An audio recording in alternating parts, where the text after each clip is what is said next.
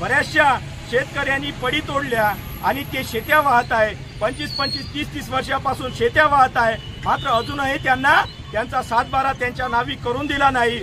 उलट इथल्या सरकारने, इथल्या शासनानं, इथल्या पोलिसांना, इथल्या वन विभागानं त्या शेतकऱ्यांना मारून झोडून त्यांचे हात तोडून त्यांना मात्र त्या शेतीपासून बेदखल करून त्यांच्या शेत्या ताब्यात घेतल्या. म्हणून शासनाला सांगणं आहे की जे शेतकरी 25-30 वर्षापासून शेत्या वाहत आहे अशा शेतकऱ्यांच्या पडी त्यांना त्यांच्या नावी करून तो 7/12 त्यांना देण्यात यावा, जेणेकरून त्यांचं जे उदरनिर्वाहाचं साधन जे शेती आहे ते त्यांना मिळेल. आज आपण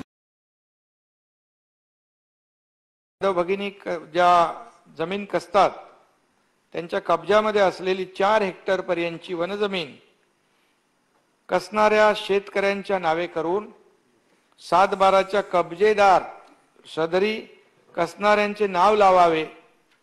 सर्व जमीन कसण्यालायक आहे असा शेरा मारावा. अपात्र दावे मंजूर करावेत. तसेच देवस्थान आणि गायरान जमिनी कसणाऱ्यांच्या जे आहेत, जे कसताय त्यांच्या नावे कराव्या. ज्या गायरान जमिनीवर घरं आहेत ती घरं देखील नियमित करावीत. अशा प्रकारचा एक मुद्दा होता. आणि त्या बाबतीमध्ये वन हक्कांबाबत अनेक छोटे मोठे अनेक प्रश्न त्यामध्ये होते. ते अनेक दावे प्रलंबित होते आणि त्याच्यामध्ये कमी क्षेत्रासाठी दावे मंजूर करणे, कब्जेदार सदरी नाव लावणे, शासकीय योजनांचे लाभ त्यांना